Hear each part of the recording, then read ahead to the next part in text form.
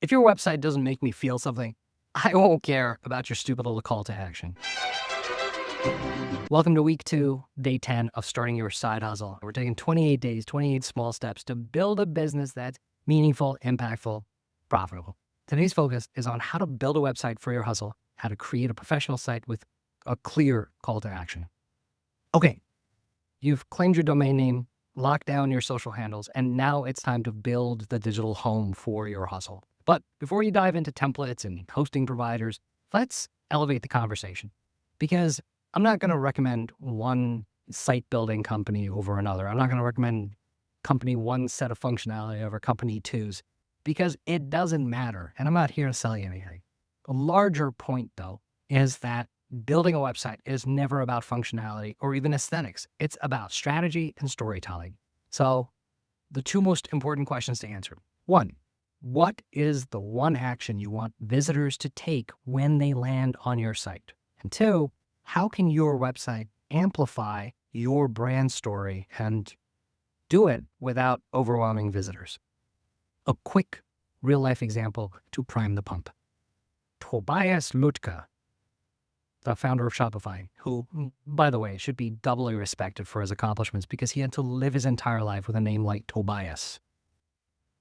Anywho, when he built the first Shopify website, he didn't start with fancy features or a huge product catalog. He focused on a single action, getting visitors to start their own online store with one clear, irresistible call to action. Every design and copy choice on the site, from the headline to the sign-up button, was about making it easy and inviting to take that step. By keeping the site simple, focused, true to Shopify's brand story, Toby, that's what I'll call him, turned a side project into a $100 billion company. The point here is that your website's power doesn't come from bells and whistles. It comes from clarity. It comes from a good story, a single well-chosen action. Let's jump back to the questions. The first question forces you to focus on outcomes rather than distractions, which is important because every element of your website, its design, copy, navigation, everything should funnel visitors toward that one action, whether it's signing up for your newsletter, purchasing your product, booking a consultation with you, whatever. Websites that try to do everything end up doing nothing. Clarity drives conversions. Stories sell. Simplicity wins attention. That first question forces you to showcase your hustle. It immerses visitors in your narrative. But here's the catch. Too much storytelling, for instance, needing to scroll on a mobile screen, can bury the call to action. So that second question challenges you to strike a balance between emotional resonance and functional design. To get it right, your site should evoke trust, excitement, empowerment, whatever aligns with your brand identity. And just to bring it back to question number 1, it should guide visitors seamlessly toward their next step, your call to action.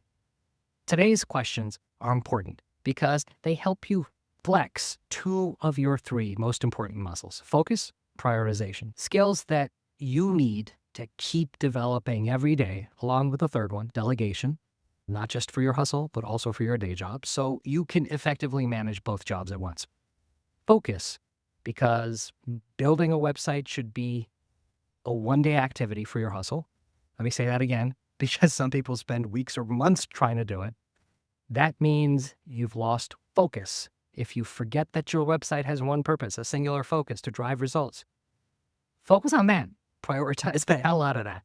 And going back to that second question, make sure that your website's purpose is wrapped in meaning. Think back to your why exercise last week, to your branding exercise this week. Design your site the way you're designing your hustle, to connect with people on an emotional level. Usability is important, but do nothing without the feels. Okay, take a moment to try to answer day 10 questions for your hustle without AI and before you listen to the next section, 28-day Ivy-League MBA. I personally think it's useful to try to answer questions without AI first, but if you'd rather do that, the AI teaching assistant prompt will drop with today's case study in a couple hours. If you don't know what I'm talking about, check out Lunch Break, Millionaire, Day 0, or go over to superserious.com where I'm posting daily transcripts. The AI prompts are there too. That's it. Hustle smarter.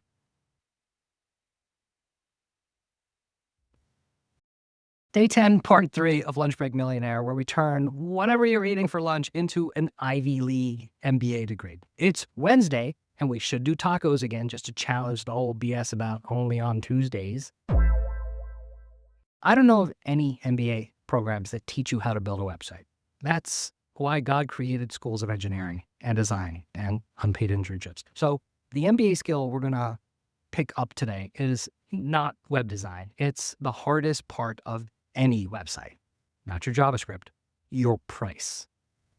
Unless you have just a single page landing page, you shouldn't have a product or service on your website without a price. So let's talk about pricing strategy. Pricing is where most side hustlers freeze up. You don't want to charge too much and scare people off. You don't want to charge too little and end up working for free. But pricing isn't just a gut feeling. It's a skill. The best hustles use strategy, not guesswork, to set their prices. That's what we're doing today. So let's break it down. Pricing strategy is about figuring out how much to charge so you hit that sweet spot, the intersection of people want what you're selling and you're actually making money. That middle spot right there. Okay.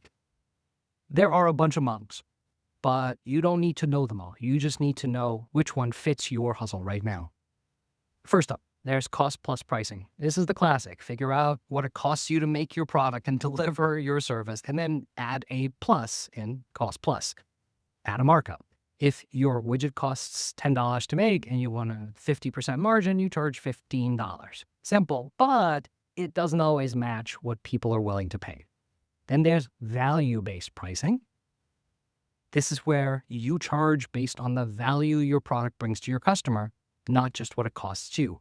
If it only costs you $10 to deliver something or some service and you're saving someone $1,000 a year, you can charge more than $15. I know that sounds obvious, but hustlers still get it wrong.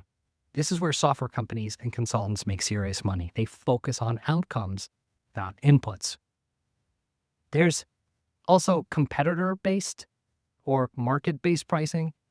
Look around. What are others charging for similar services, for similar products? If you're new, maybe you go a little lower to win your first customers. Always a bad idea. Don't do that. Offer something better or more unique and charge a little more.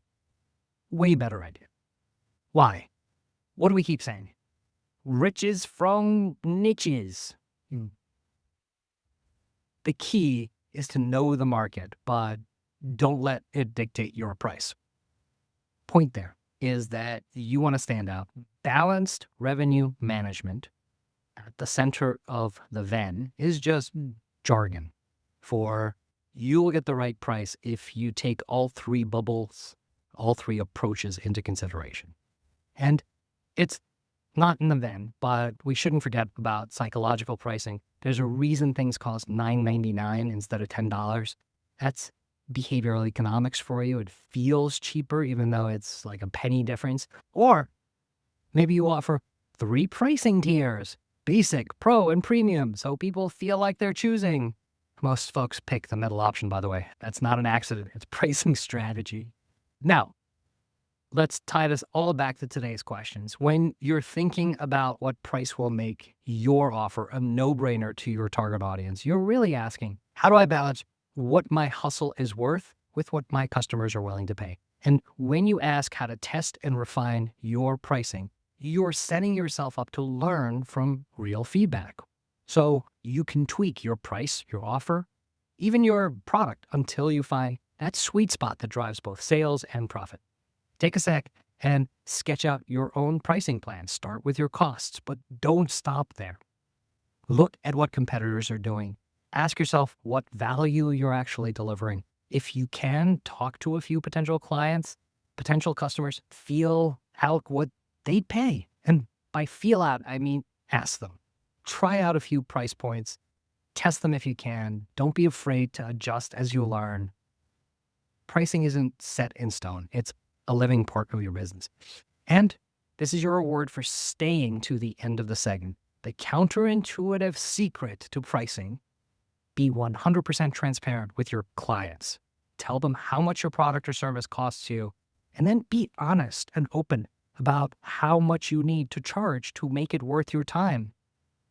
This kind of transparency is especially powerful in gray markets like healthcare, where clients have never had any transparency into their costs. Cost transparency can be your hustle's differentiator. Keep telling yourself the right price isn't just a number, it's a message. It tells your customers what to expect, how to feel about your brand, whether you're honest and open or not, whether you're worth coming back to. Nailing your pricing strategy, especially if transparency is involved, means you're not just hustling for sales, you're building relationships. You're building a business that lasts. That's how you hustle smarter. Okay, this is day 10, part 4 of Lunch Break Millionaire. This is the segment where we #build in public, where I answer the daily questions every hustle should, using the MBA skills we just learned and showing my work. Sharing how I build my hustle from scratch. No filters, just the real journey. I'm going a tiny bit off format because I'm still working on my pricing strategy. So I'm not going to apply today's MBA skill section. Instead, I'm going to focus on the day's larger topic, building my website. That makes it easy for me because I completed the exercises earlier this week.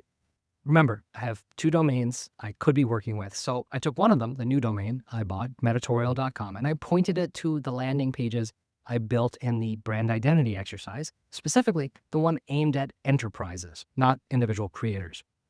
I took one of the other landing pages, one that's creator-focused, and made it the homepage to superserious.com. That's how I resolved the 2 domain problem. One for enterprises that expect you to be an adult, editorial, and one for creators who are, more chill and would be cool with a name like Super Serious. The other thing I did today is to make my join the Uprising button, my call to action button, I linked it to a working form that emails me. It's my call to action. I need to take some action when you click on it. If you click on it and fill it out, you get a one-on-one session with me. If the one-on-ones start to eat too much of my time, I'll put visitors on my waiting list. That's just administrative work, not as important as what we talked about today. So let's drive home how I apply today's questions and answers to my site. I didn't start with design. I started with intention. What do I want visitors to do? For me, it was simple. Watch the video demo, and if you like what you see, reach out to me. Okay, that's 2 actions, not 1. But those actions drive something else. Interest in the product, understanding its value, and ultimately signing up for early access. So I designed the page around that singular goal. Do you see my Amazing About Us section? Did you see all my testimonials, my case studies, my logo parade? Nope. They all build credibility at the cost of clarity. So I focused just on how to tell a story without overwhelming people.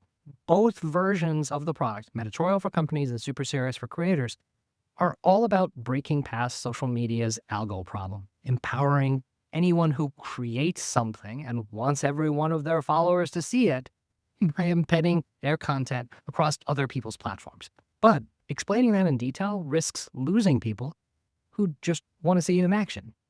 So instead of cluttering the page with pages and pages of text, I focused on concise messaging and a demo. If I get it right, it'll evoke curiosity, maybe some excitement. But the really important part is that it'll guide visitors to connect with me. Your website isn't a brochure. It's an experience that leads to a handshake. I'm not diminishing that every design decision matters. Placement of a button, the color palette, even the loading speed. We all know that design contributes to how people perceive your hustle. But the only thing that matters is if they take action. Actions that convert anonymous visitors into real people who share your values, people who you want to break bread with.